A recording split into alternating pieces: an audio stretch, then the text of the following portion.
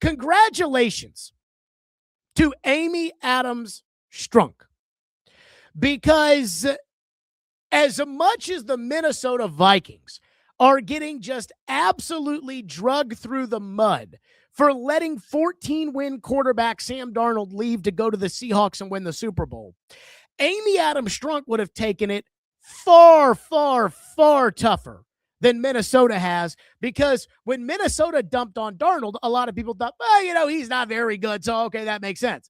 When the Titans dumped on Vrabel, it was like, oh, you cannot, oh my God, you got rid of the great Mike Vrabel. Like, what are we talking about? Oh my God, what are we doing here? And so, congratulations to Amy, because if Vrabel had won the game on Sunday, everybody and their grandma would have been crushing her even more than she's already been crushed, and even more than they're crushing Minnesota today. That's it.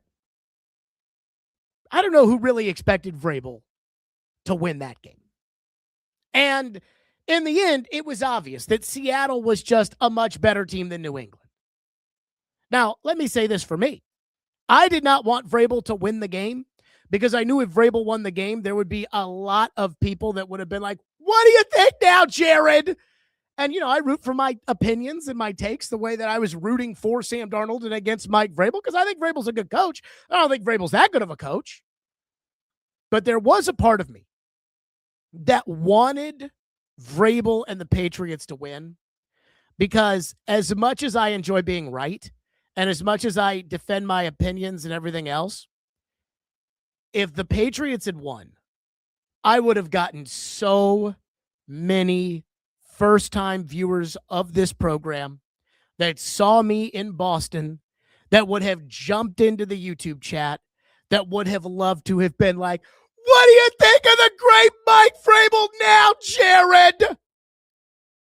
And had they won, I would have had to, I'm telling you, again, I never have opinions before things happen, because I don't believe in that. I don't believe in saying, okay, if this happens, then I'm going to feel this way. I usually just let the things happen and then I feel it. But I was totally prepared. If New England won that game, I was totally, as long as it wasn't another fluky Angels in the outfield type thing like the Patriots had been writing all season, where the game starts and half of Seattle's team has to check out because they all have food poisoning. But had New England won the game fair and square, which it almost looked like Sam was trying to help them on the first play of the game where he almost threw a pick six. Had that happened, I would have come on here and I would have said, I was wrong about Vrabel. But now I don't feel that way. I feel like Vrabel's a good coach and Vrabel got every break and everything else. And yet I'm watching the reaction around the football world to the fallout of Super Bowl 60. And I'm thinking to myself, if this were the stock market, I'm not sure anybody looks at Mike Vrabel and points a finger and says, hey, you could have done better. Hey, you should have done better. They just blame everybody else. In fact, here's what the sports stock market has looked like. Good morning. TGMV shares hit all-time highs today after Mike Vrabel's second Coach of the Year award. However, Nashville-based firm Stillman and Company remains bearish on Vrabel's stock. Bad news for Will Campbell. Shares have been falling significantly after the rookie's awful Super Bowl, allowing a season-worst 14 pressures. And investors are torn on Drake May, concerned about the right shoulder. More after the break.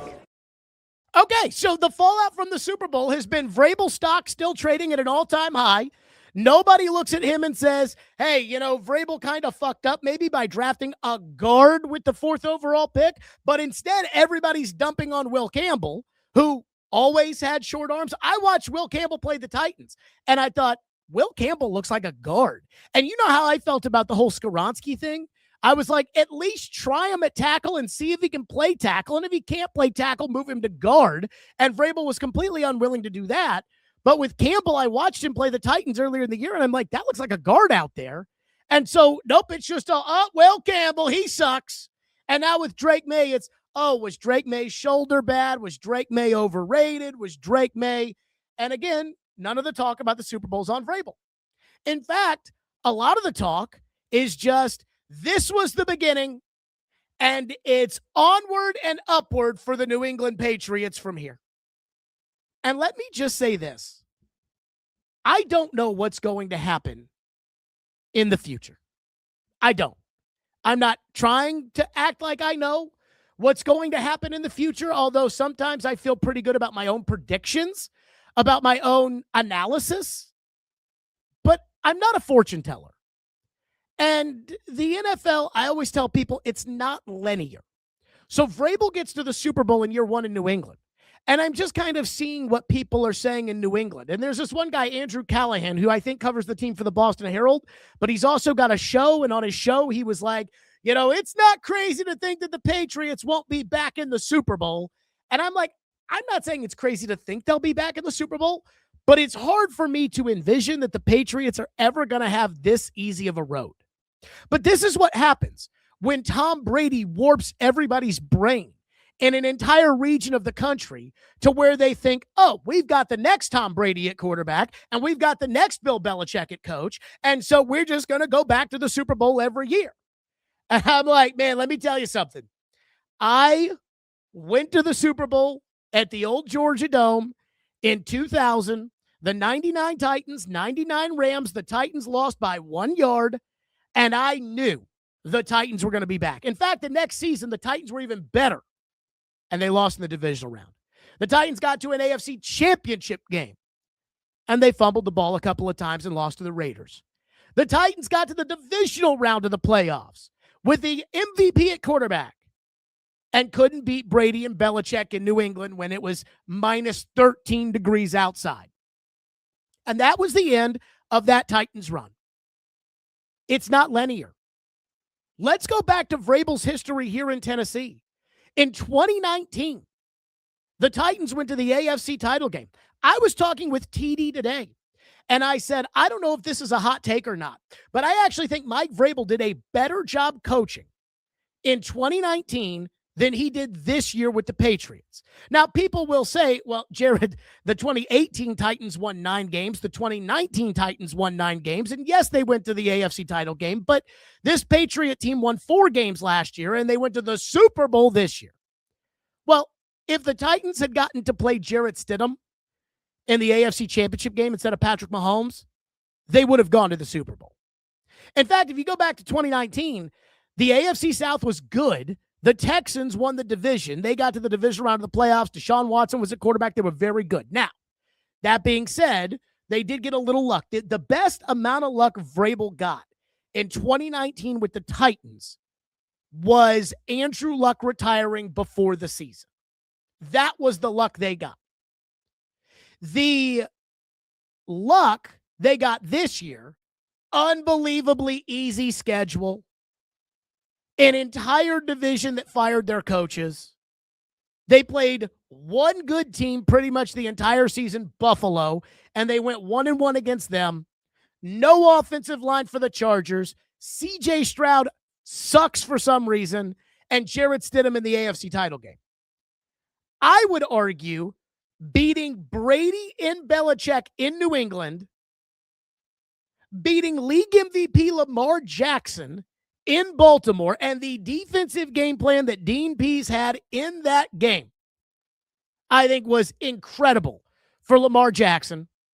And then going toe-to-toe with Mahomes for the first half in Kansas City, I personally think that's more impressive. The fact that they did it, you talk about coaching, they changed their quarterback 6 games into the season. They beat Mahomes in Kansas City during the regular season. I think that coaching job was better than this one.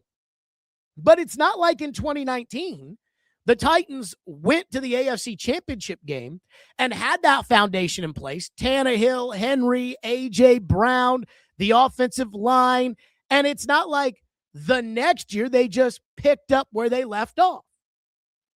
Dean Pease retires. First big move Mike Vrabel has to make. What's he do? He technically didn't hire a defensive coordinator, but he made Shane Bowen the de facto defensive coordinator. And that was an unmitigated disaster because Shane Bowen sucks. By the way, Vrabel was asked if Zach Kerr, who took over for Terrell Williams when Terrell Williams got sick this year, was going to be named the defensive coordinator. Vrabel said we have to work through some things. There is a lot of reporting that says that the great Mike Vrabel may be interested in bringing, you guessed it, Shane Bowen in to be the defensive coordinator. So, again, it's not linear. And Vrabel, I thought, did a great coaching job in 2021, but at the end of the season, after they lost, he retained Todd Downing as offensive coordinator. And I think that was bad coaching. I also think one thing that happened, Vrabel got really arrogant after the 2021 season. They won the division with 90-something players. Vrabel was coach of the year. He could do no wrong. Ryan Tannehill got all the blame for that AFC playoff loss, even though Deontay Foreman was running the ball incredibly well, and the Titans took the ball out of his hands, and Tannehill threw another interception. And I don't know if that's Vrabel's fault, if that's Downing's fault. Vrabel also fucked up the decision to go for 2 early in the game, which is kind of like in the Super Bowl where Vrabel fucked up, knowing when to kick a PAT versus when to go for it. But Vrabel got very arrogant once he had the 2021 success. And I think that led to a schism between him and John Robinson. I think Amy Adams Strunk tried to quell the schism, and instead of addressing it head on like a real owner should, she just gave them matching contract extensions, hoping to send the message that, hey, you two are in this together. And I'm not necessarily sure that worked. And then Vrabel continued to fuck up with the coaching staff. He kept Downing into 2022. Downing got the DUI. Then after that, he fired Downing and he fired Keith Carter. But he didn't go out and get a good offensive coordinator. He brought in Tim Kelly. He didn't go out and get a good offensive line coach. He just promoted Jason Hodeling. Well, now Vrabel's had a little taste of success. And just like here in Nashville, right now, Vrabel's poop does not stink. Vrabel is getting no blame for what happened in Super Bowl 60. Nobody is pointing the finger at Mike Vrabel and saying, you drafted a guard with the 4th overall pick? Do people know, like, one of Vrabel's biggest issues is his stubbornness, and he's already said, we're not moving him off of tackle. You're not going to have the same easy schedule next year. You're going to have a much tougher schedule. With the AFC having the quarterbacks that it has, Lamar Jackson, Josh Allen, Joe Burrow, Patrick Mahomes, who will return from injury. I have a hard time believing that the road to the Super Bowl is going to go through a terrible C.J. Stroud and Jarrett Stidham next year. And so, again, I don't think there's this linear growth with Mike Vrabel that, okay, Super Bowl year 1, now it's nothing but Belichick in the future. Vrabel is a good coach. Vrabel is not a transcendent coach. Again, I make the joke about the stock market. Vrabel stock is trading at an all-time high. But how good of a coach is Vrabel really? Is Vrabel as good as Kyle Shanahan?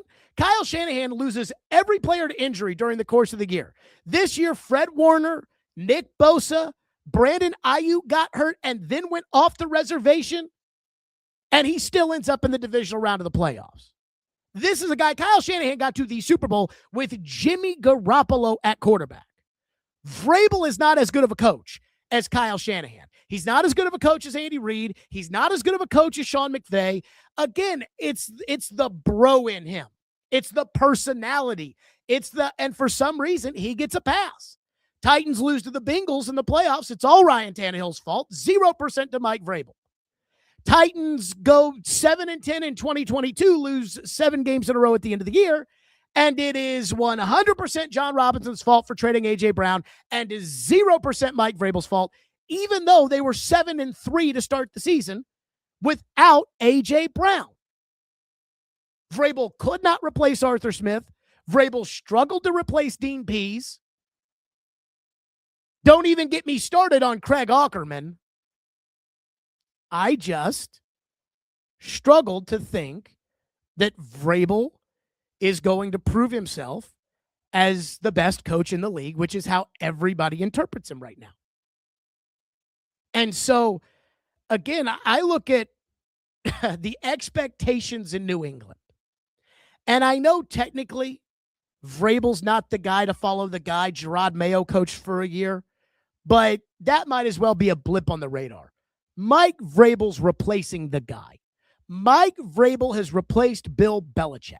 And whether or not Bill Belichick's success was a derivative of having Tom Brady as his quarterback and getting lucky with the decision that he made to replace Bledsoe with Brady, the reality is people in New England are going to have the expectation that Mike Vrabel is going to have the Patriots in the AFC Championship game or the Super Bowl every season. And I'm just not sure that's feasible.